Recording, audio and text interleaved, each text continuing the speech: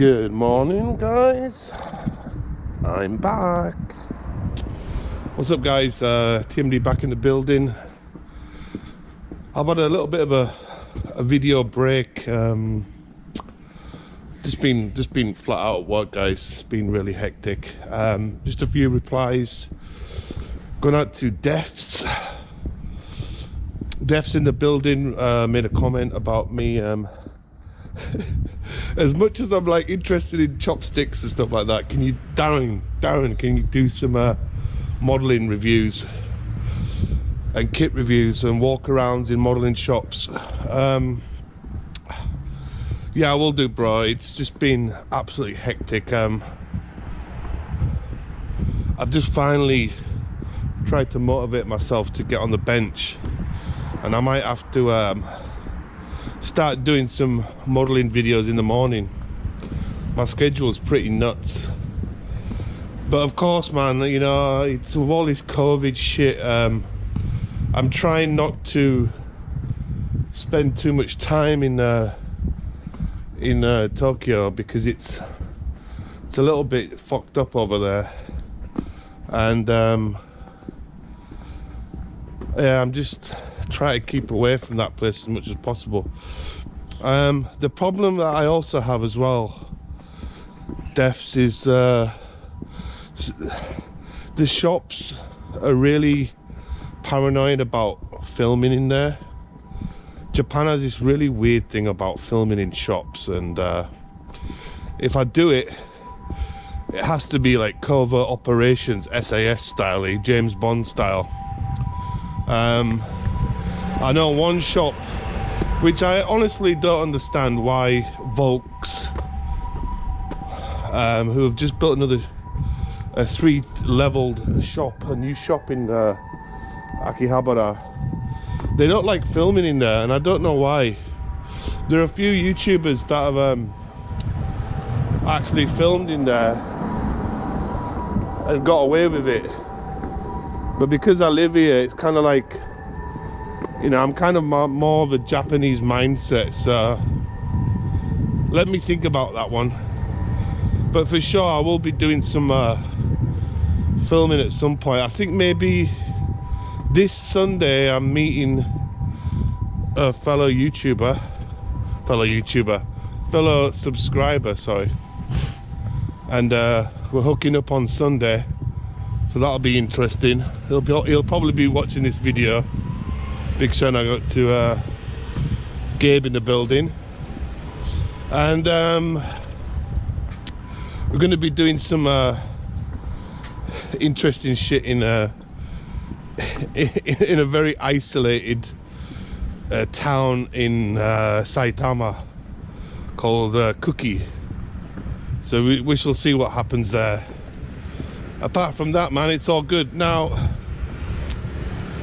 today's video content, right, is gonna be, it's gonna be about Japanese etiquette, because last night I had my English lesson. What's this guy doing? Whoa! Oh, you're a movie, mate. Movie. There, look at that guy, and then he ran me over. Oyaji-san. He's on camera. He wasn't looking. So you got to be careful over here, guys. These old guys. There is a case that happened, I think last year. An old guy had killed a mother and daughter. I think the daughter was aged about 3 years old, and he killed them both. And it was all over Japanese news. And the case is kind of complicated because this guy is kind of like quite powerful, and the media kept it a secret for a long time. And this guy wasn't like exposed in the press, in the media, because of who he was. So anyway, it's come out now, and I don't know what the guy's going to be facing. I mean, it's death by dangerous driving. The guy should be in jail But as per usual, guys, this country is corrupt, has loads of corruption. If you got money, if you're a star or anything like that, it seems that you can just bypass the judicial system and law and get away with a lot of things. These guys here, builders, they look pretty big, these builder guys. So yeah, last night was pretty cool because I had a really interesting Wikipedia lesson on Wikipedia, and we were talking about some mad shit last night about Japanese etiquette. So let me pull out my iPhone and let's crack on with this video. The code of etiquette in Japan governs the expectations of social behavior in the country and is considered very important. Very true. Japan is probably one of the most, well, they're really into it. That's all I'm gonna say, and it can be a little bit too much sometimes. Like many social cultures, etiquette varies greatly depending on one's status relative to the person in question. Many books instruct readers on its mandate. Some conventions may be very regional practices and thus may not exist in all regions of Japan. Some customs have changed over the course of Japanese history. The following are generally accepted modern customs. So the first one is, is bathing. Bathing.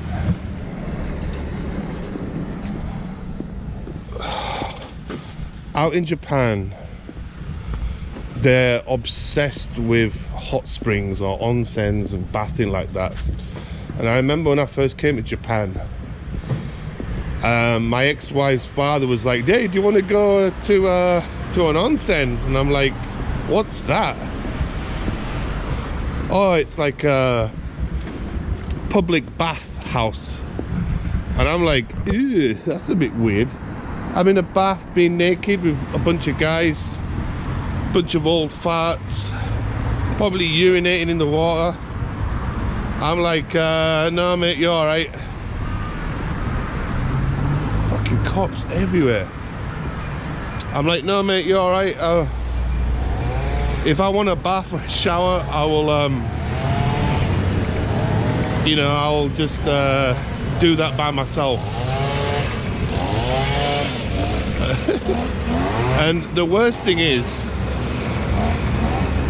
my experience was when I first arrived here. There's a nice little guy there. Is that Mas? A tractor.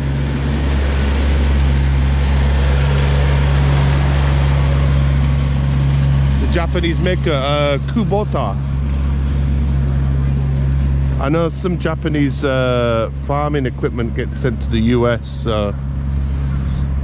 Yeah, so basically the first night I arrived, I was instructed to take a shower and slash a bath.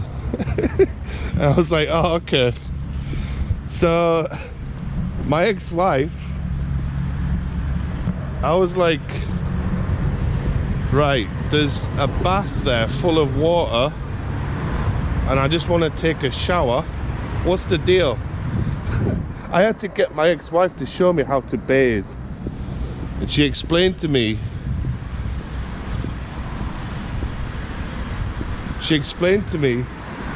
you're getting mowed down again. You're on YouTube, bro. How to bath. That's like, this is very peculiar. So obviously you have to take a bath. Sorry, you have to take a shower first, and that's because in Japan they normally take a shower first and then you go in the bath.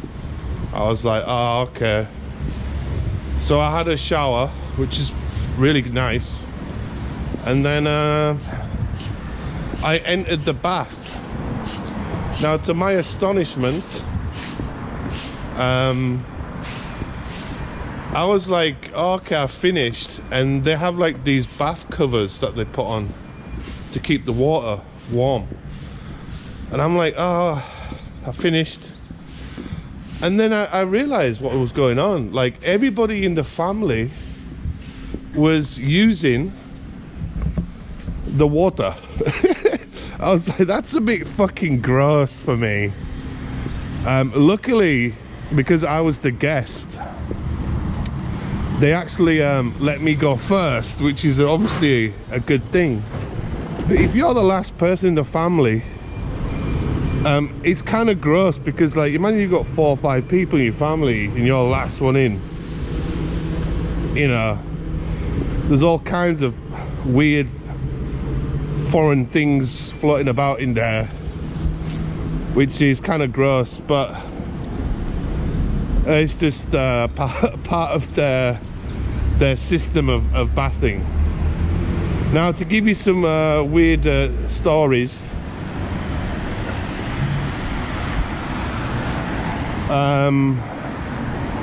actually onsen baths are really nice.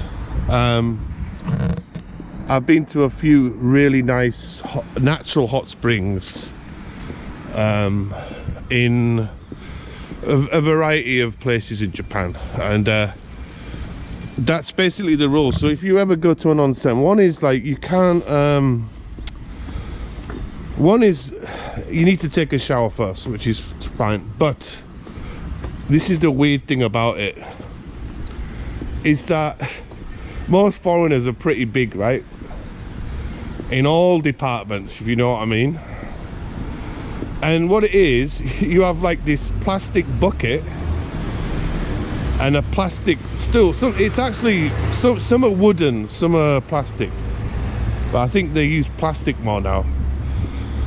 And it's about, in height, it's about 30 centimeters. So if you can imagine a 6'1", 150 kilogram foreigner trying to sit down, squat onto this little chair, is kind of fucking difficult. It's not nice. So for me, it's quite difficult because I'm really tall, so I can't really clean myself properly. Look at that, see? Bicycles, poor old Bachan. These little old ladies doing the hard work. Yeah, Abanai there. Abanai. Tai hen. They should be on the road. Koskete ne. Gambaro.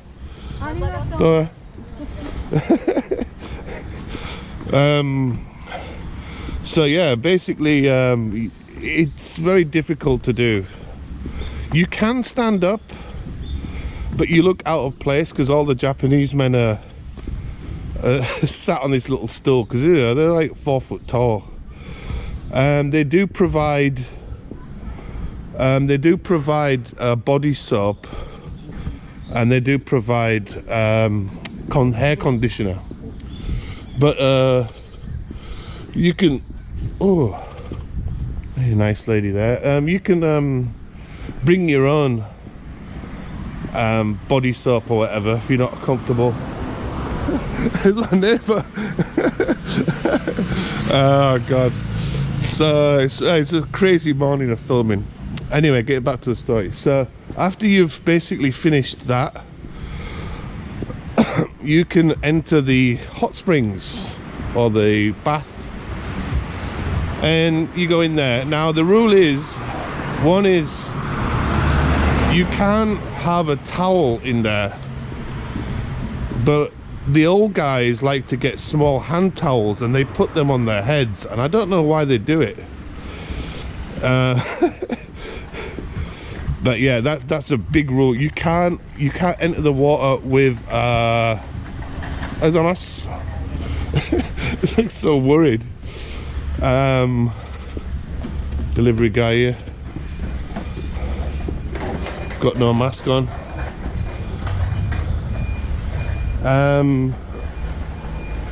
Second rule is no tattoos. Now this is a bit of a myth, because tattoos are linked to the yak yaks. I call them yak yaks, and they don't allow people with tats in there. Depends where your tats are. If you're fully covered, then you're fucked. If you've got a small one, maybe on your leg, you might get away with it. If it's kind of in a discreet area, you might get away with it. But there is a way around it, because I honestly suggest people should try going to these hot springs. Some hotels have private hot spring baths. They're private. Some hotels you can ask for the private room. All the information is normally on the internet, and if you book one of those, you can enter with tats if you've got tattoos. It's not really a big problem. And yeah, that's the only way of getting around it. Now there is a difference between onsens and public baths. Public baths, if you know the scene from Street Fighter 2, EH Honda's bathhouse level, that is a what we call bathhouse. So a long time ago, and this still happens today, some old people in Japan, they don't have baths, as in within their house. So they go to these bathhouses to take a bath, which makes sense. I mean, it's really nice. I haven't been to one in the city, and I don't think this area has one, but I know further down that way, going towards I think it's called Ichikawa Ono, they have a public bathhouse. So after you finish your shower, you have to make sure that you put the little plastic seat and bucket neatly packed away as well. You can talk, but it's a relaxing area. So when I go to onsens, you know, you'll be in there with strangers and everybody's just chilled, quiet. It is insanely it's insanely relaxing, and it's actually good for your body because of all like the sulfur, you know. Now I'm gonna give you one of my weird stories. I was at a hotel in Nikko, which is in Tochigi. I was in the onsen. It was quite late at night, and I had a few chuais and a few cups of sake. And as I went into the onsen, it was not busy at that time, the hotel. I went in, and I saw one of the fucking staff members in there, this bald-headed guy. And I'm not fucking joking. This guy was shaving his tongue. It was fucking horrible. He had some shaving foam that he squirted into his mouth, and he was shaving his tongue, his fur.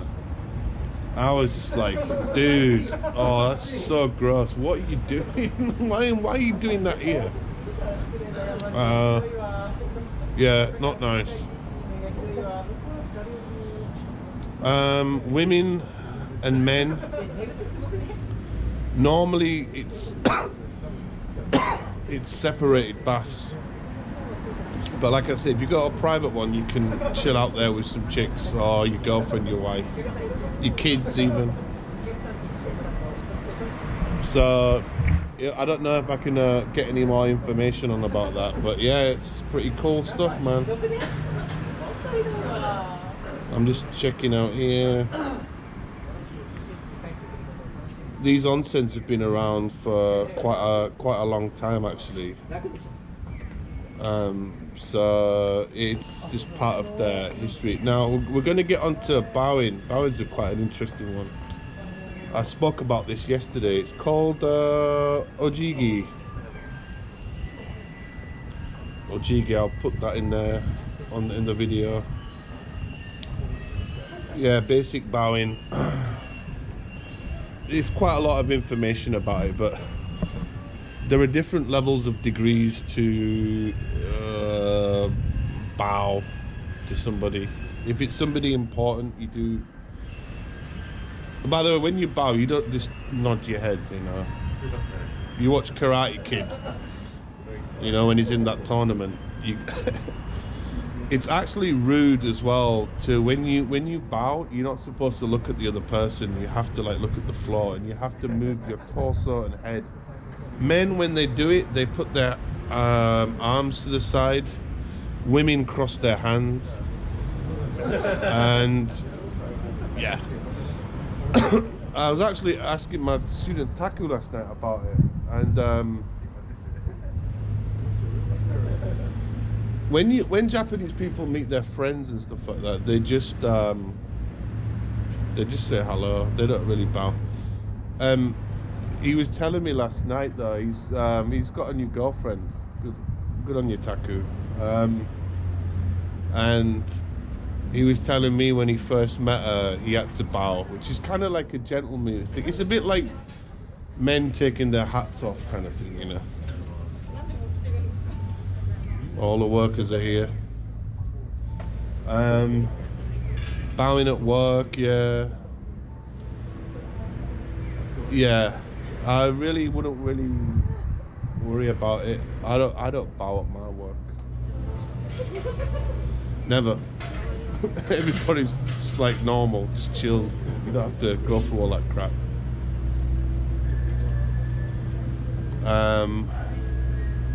Through history, obviously that was part of their like main etiquette system for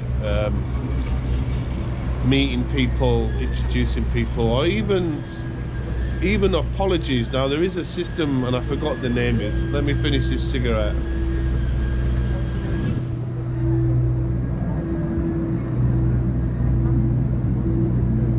Depending on the severity, right?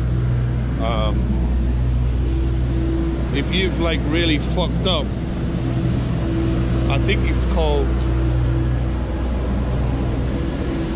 where is it?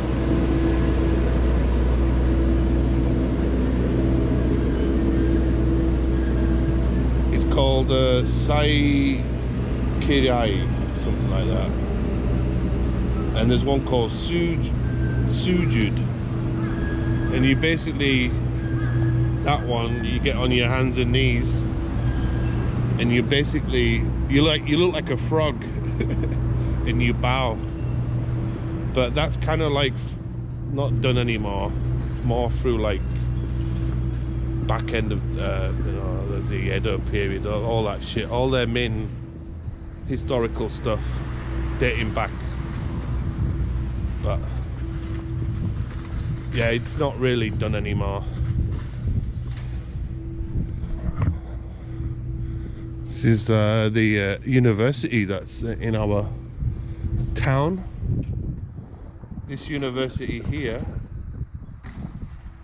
was, we had a judo champion that was in the Olympics, I think. Yeah. Right, next one. And I don't know the Japanese terminology. This will be my last topic. Is paying for stuff. Japan, there's a few different systems of paying for shit. So if you're at a restaurant, let's say you go to a ramen restaurant, they have ticket machines, and this is where you're going to have to learn your kanji and all that stuff and all your Japanese, because most of those ramen shops are pretty old school, and they have everything in Japanese text. Now the reason they have these machines is because it's like, it saves time for the staff, it's quick and easy for the customer, you're in. And the other one is obviously you can if you're in a restaurant, you call the waiter and you say check or whatever, you normally cross your hands, they'll come over, bring you check, and then you go to the register. And they have like these small plastic, they're normally blue in color, like these small trays that you put your money into and money to get back.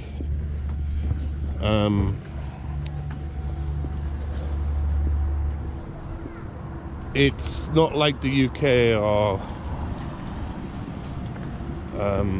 America. But saying that, now that all these Nepalese and Vietnamese people are working in these combinis, sometimes they just hand you over the change, which is totally fine with me. I don't even Japanese people do it. I think when you pay, you put it in the like blue plate thing, but when you get the money back, some people like to put it in the tray, some people just give it in your hand. Sometimes as well in Japan, when you order food, they'll actually put the receipt or the check rolled up onto your table, and that's another way of paying.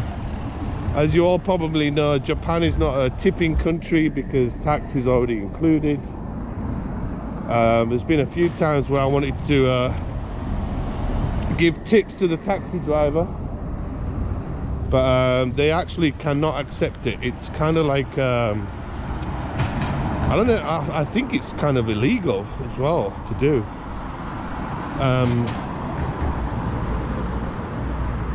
Most places now you can use Line Pay, PayPay, Apple Pay,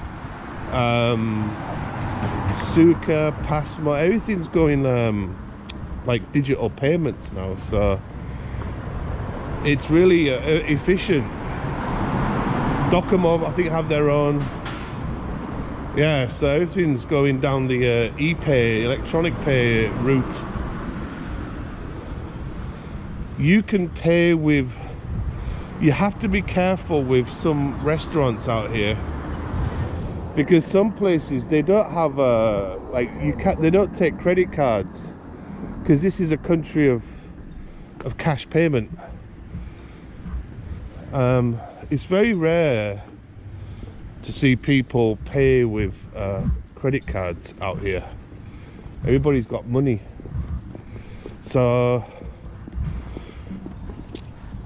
just a heads up on that. Just, you know, just take 20,000 yen out, which is more than enough for a meal.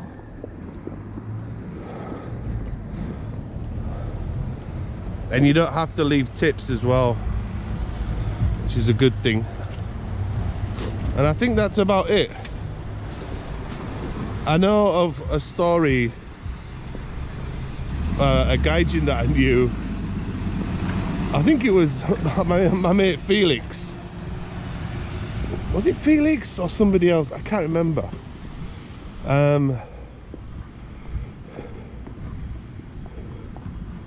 He basically had gone, no, it wasn't Felix, it was somebody else. Sorry Felix, not you. I don't know if this is a cat cafe up there. Very weird. I don't know what the these might be places where they accept pets, maybe. I think it's a pet friendly. Yeah, little Japanese apartments there. Yeah, actually up here there's this is quite an old building. I think Nova teaching company used to be here. It's very old. It's got some sketchy places up there. There's a girls' bar there.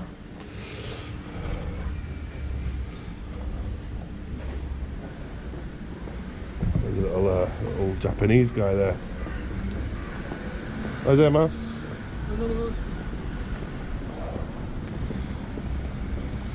He looks like somebody out of an Akira Kurosawa movie. Awesome. So we're filming at 1080p today. Just showing you walkie about. Oh, let's have a look what they've got at Lotteria today. The breakfast menu. I need to do some more food reviews, but today's breakfast, I think that's egg roll, is it something? Hash brown. These look pretty good. Sausage, like a hot dog thing. This is the Korean company called Lotteria. They do a famous tower burger here, which I did consume, but big my ass. I did the tower burger quite easily. It wasn't really much of a food challenge, so to speak, but yeah, check it out if you want something a little bit different from McDonald's. The Goakuen menu, 1 coin plus tax. This place has survived. A little Christmas there. People eating there. Reading some manga.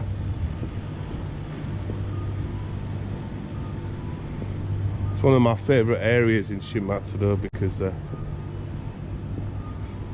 I can have a little bit of a toot. Yeah, so payments, man. People ask me how much spending money do I need? That's a good question. It's like how long's a piece of string? It totally depends on where you want to eat and what you want to do. But if you want to, we're talking about payments right now. I think, well, if you're staying at a hotel, they provide breakfast, so that's free. That's included in the bill, so that's some saving there. If you go out for a lunch, depending on what you want to eat, I would say 1,000 to 2,000 max. That's 20 bucks, and I never spend $20 on a lunch meal. Dinner,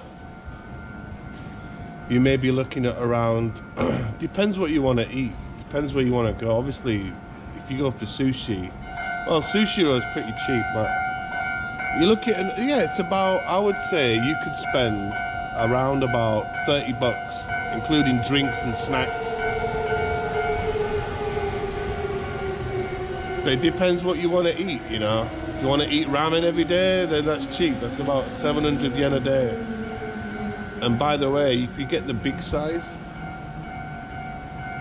the omori, it's basically like a 5-course meal. You won't want to eat much for like, if you have it at lunchtime, you could last 5 hours easily without eating any more food. When it comes down to trains as well, it's probably better to either get like money Suica card, because you can just charge it and just travel around. You don't have to buy tickets.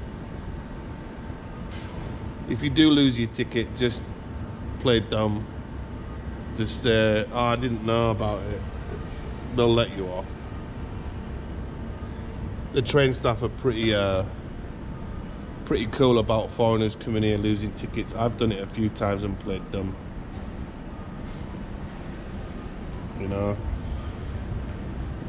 And that's about it really, guys. I don't know what to talk about today. I'm gonna head to work. It's 9. I'm a little bit early today. If I can crack out another video on my way to work, I'll try and think of something to talk about. Getting super there. Yeah. Awesome. Young couples everywhere. So this stop where I'm at now is actually quite popular because a lot of people come here for the izakaya restaurants. There used to be a really nice izakaya on top of that building. It's not there anymore, and I think the yakitori place is gone, which is pretty sad. So my brother's from Nepal there, man. So namaste.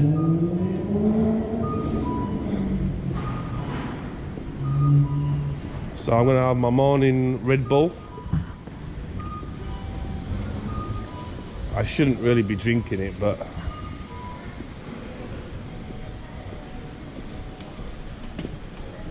it's the Coca-Cola company.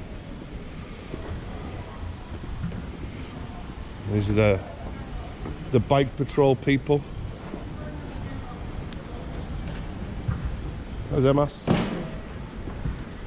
Yeah, I need to get that old video of Gideon's to show you what this used to be. So we're all ready for Christmas. We've got the amazing fried chicken. Some tacky decorations. I'm not sure about this place. This place I used to go to with my friend. It's not the best, but these are the host bars. I don't even know about this restaurant either.